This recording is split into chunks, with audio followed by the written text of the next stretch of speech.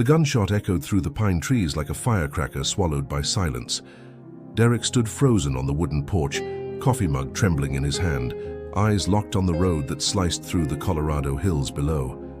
His brother's old Ford was parked in the gravel, its door flung open, but there was no sign of Mark. Just the distant echo, fading. He ran. Down the slope, through the weeds that clawed at his jeans, heart in his throat. The morning was still damp from last night's storm, and mist hung low over the valley.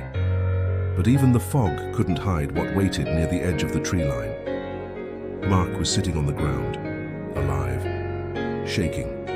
The pistol lay 5 feet from his feet, half sunken in mud. Derek stopped just short of him, breath ragged. "What the hell did you do?" Mark didn't look up. "I didn't do it," he whispered. Derek crouched, checked him for blood, for wounds, for anything. But Mark was untouched. Then why did Derek feel like he just witnessed the end of something, or maybe the beginning? "What happened?" Mark blinked slowly. "I couldn't. I wanted to, but..." He trailed off, eyes unfocused. A silence settled between them, filled only by the rustle of pine needles and the distant whine of a truck somewhere on the highway.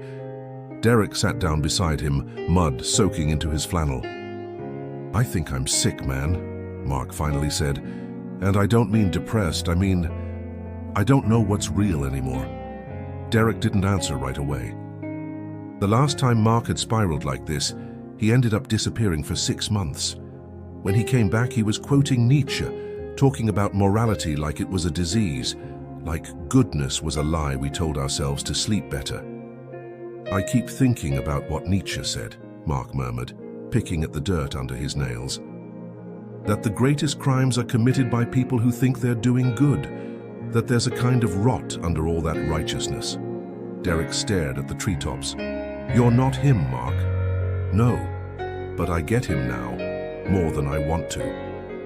The sun finally broke through the clouds, casting long, cold shadows across the clearing. Derek didn't move. He knew better than to offer cliches, better than to tell his brother that things would be okay, because maybe they wouldn't. Maybe this wasn't a cry for help, it was a warning. From somewhere inside the house, a phone started ringing. Derek didn't move to answer it, neither did Mark. This morning wasn't over, not even close. The phone rang 8 times before it stopped. Then it started again. Derek helped Mark back up the hill in silence. The wet grass soaked their shoes, and Mark's steps were unsteady, like his body didn't quite trust the earth anymore. When they reached the porch, Derek opened the screen door without a word and guided him inside. The house smelled like old pine and burnt coffee. Books were scattered everywhere, mostly Mark's. Philosophers, all of them. Spines worn, corners folded. Nietzsche, of course, sat on top of the pile by the fireplace, beyond good and evil. The phone went silent again. Derek glanced at the caller ID. "Mum." "She's gonna keep calling," he said. Mark didn't answer. He dropped into the armchair, burying his face in his hands. Derek picked up the Nietzsche book and flipped through it. The pages were full of underlines, scribbles in the margins. One line was circled in red ink so many times it bled through the page. "He who fights with monsters should be careful, lest he thereby become a monster." "Why do you read this crap?" Derek muttered. Mark looked up, eyes glassy. "Because it tells the truth." "No, it tells your truth.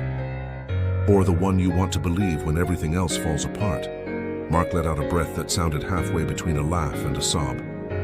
"You really think I'm doing this for fun?" "No, I think you're running from something.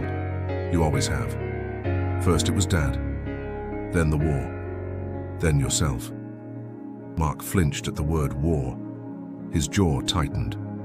Derek softened. "Listen, I don't know what's going on in your head, but you scared the hell out of me today and you can't disappear again." Mark didn't reply. He just stared at the book in Derek's hands. "I didn't pull the trigger," he said after a while. "But it wasn't because I wanted to live, it was because I didn't want to die for the wrong reasons." Derek sat down across from him. "What does that even mean?" Mark leaned forward, elbows on his knees. You ever feel like doing the right thing actually costs you more than doing the wrong one? Derek didn't answer. He thought about his job at the fire station, about the kid he'd pulled from the wreck last month, about the nightmares, about how no one ever asked how he was doing. They just said, "You're a hero," like that made it all worth it. "Yeah," Derek said finally, "I do." Mark nodded like he already knew the answer. Outside, the wind picked up. The pine trees whispered things only the broken could hear. The fire station locker room was quiet, just the distant hum of fluorescent lights and the sharp sound of Derek's zipper. His shift had ended 2 hours ago, but he wasn't ready to go home yet. He sat on the bench, elbows resting on his knees, staring at a spot on the floor that had no reason to hold his attention, except that it didn't ask questions. Earlier that morning, after Mark had fallen asleep on the couch, Derek drove into town. He didn't tell anyone what happened. Not yet. What would he even say? "Hey, my brother almost killed himself and now he's talking like Nietzsche's ghost moved in." He opened his locker. A crumpled photo slipped out. It was the three of them, Mark, Derek, and their dad. 4th of July, 1996. Mark was holding a sparkler, grinning like the world hadn't broken him yet. Derek was smaller, squinting against the sun. Their father stood behind them, one hand on each shoulder. Derek shoved the photo back into the locker. "You good?" It was Mia, the paramedic from B shift. She leaned against the doorframe, sipping from a metal water bottle. "Yeah," Derek lied. She didn't move.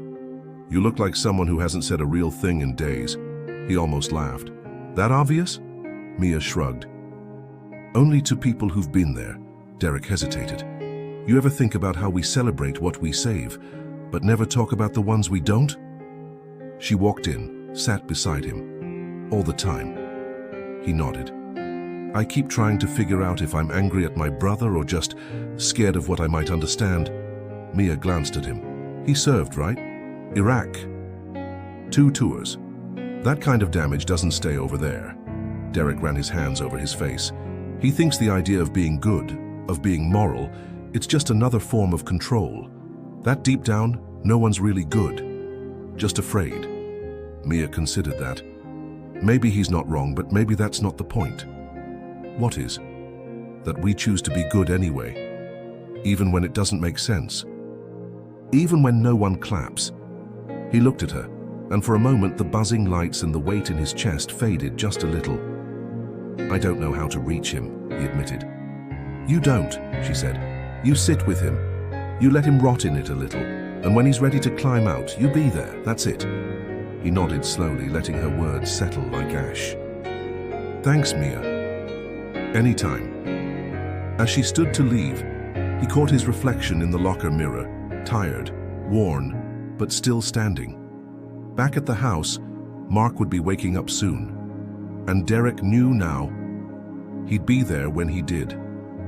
Mark stood in the kitchen, staring into a mug of black coffee that had long gone cold.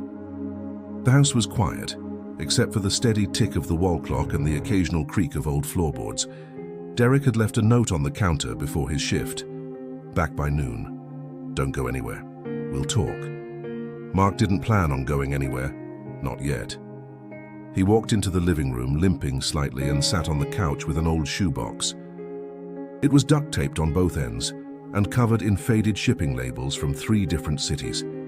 He peeled the top open with slow fingers. Inside were letters, dozens of them. None had stamps, none were sent. They were all addressed the same way. To Derek. "For when I'm gone." Mark pulled one out and unfolded it. The handwriting was tight, rushed, like each word was a fight. "I've been trying to understand how the kid who laughed at Pixar movies ended up with blood under his fingernails. But war doesn't ask for permission, and it never waits for you to catch up." He crumpled it, tossed it aside, took another. "You think you saved lives over there? Maybe you did. I didn't. I burned villages. I followed orders. I watched men scream for their mothers while I stood still and silent." His jaw clenched. Another letter.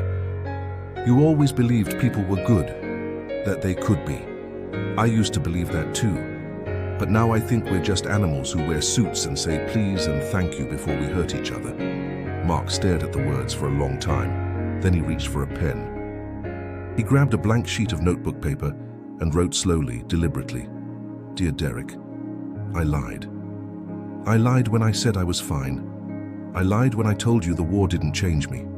The truth is, I never came home. My body did. But I didn't." He paused, then kept going. "You remember when Dad died? You were 14. You didn't cry. You just sat there in that pew, your fists clenched. I thought that was strength, but maybe it was shock. Or maybe that was the moment you decided you had to be strong for everyone else. I'm sorry for letting you carry me, and I'm sorry for resenting you for it." He stopped writing, folded the page, didn't put it in the box. This one was meant to be read. Just then, the front door opened. Derek stepped in, eyes tired but alert. Mark stood there holding the letter. "I wrote something," he said. Derek didn't answer, just nodded. Mark handed it over. As Derek began to read, Mark sat down, and for the first time in years, he didn't feel like disappearing. Derek read the letter twice, then a third time. He stood by the window, sunlight pouring over his shoulders, the paper trembling slightly in his hands. Behind him, Mark sat with his head down, elbows on his knees like he was preparing for a sentence.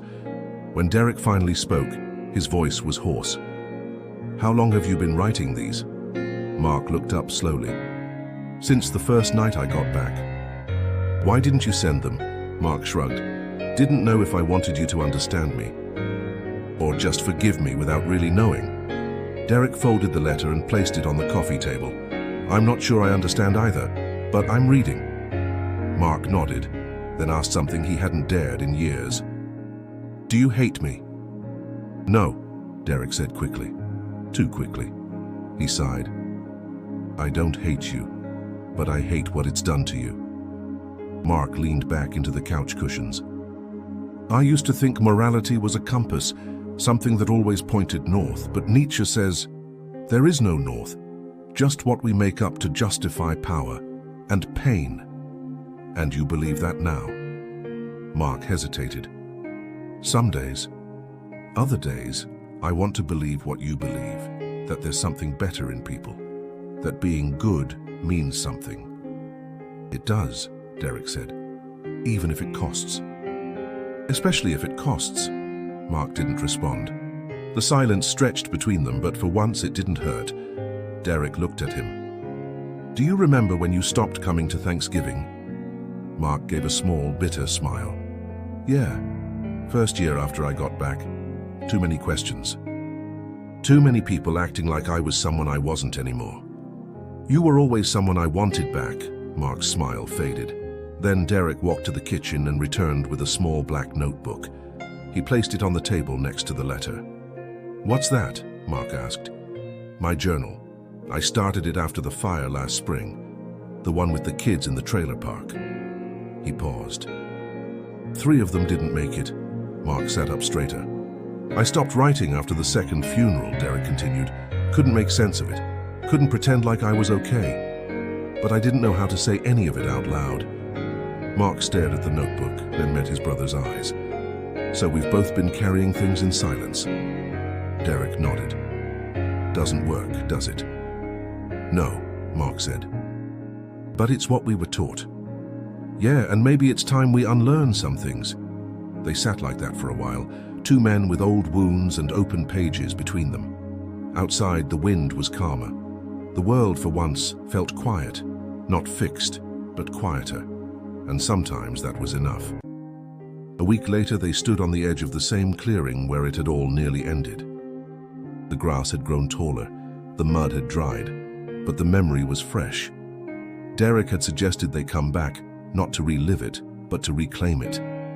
Mark wasn't sure what that meant at first, but now, standing there, it made a strange kind of sense. "This where it happened?" Mia asked quietly. Mark nodded. She had come with them, at Derek's invitation. "Yeah," he said. "Right here." She looked out toward the trees. "Feels like the kind of place that remembers." Mark gave a short laugh. I don't know if it's the place or just me. Derek stood a few feet away, hands in his jacket pockets, watching the wind move through the pines. He hadn't said much on the drive, but he'd brought something. Mark noticed the notebook under Derek's arm, the same one he had left on the coffee table. You brought it? I figured it deserved to be here too, Derek said.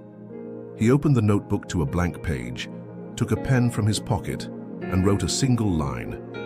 There are no heroes here, just men trying not to become monsters. Then he handed the pen to Mark. Mark stared at it. What am I supposed to write? Whatever you want, Derek said, or nothing. After a moment, Mark took it. The pen felt heavier than it should have. He crouched, resting the notebook on his knee, and wrote, Maybe the compass isn't real. Maybe we draw the map ourselves. He closed it and handed it back. No ceremony, no applause, just silence. And in that silence, Mark realized something he hadn't dared to believe for years. He wanted to live, not just survive, not just endure, live. As they turned to leave the clearing, Derek reached out and touched his shoulder. Come to Thanksgiving this year. Mark hesitated.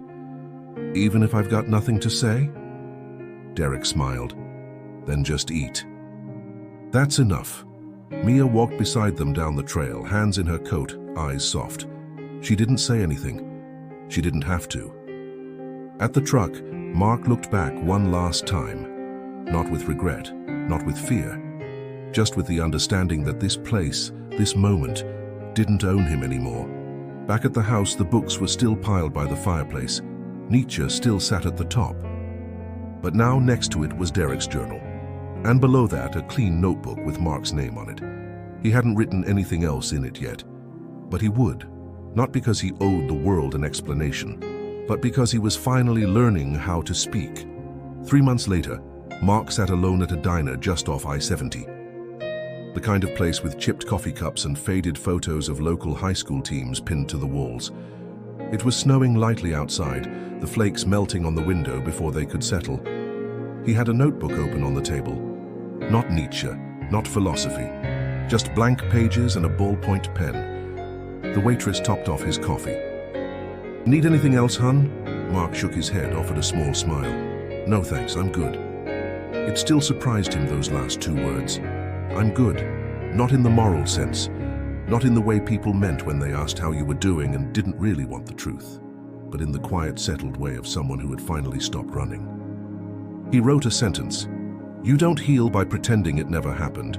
You heal by letting it live beside you without owning you. It wasn't profound. It wasn't perfect, but it was his. A buzz from his phone. A message from Derek. Mom says you're in charge of stuffing this year, no excuses. Mark chuckled softly, then typed back, Tell her I'll bring extra.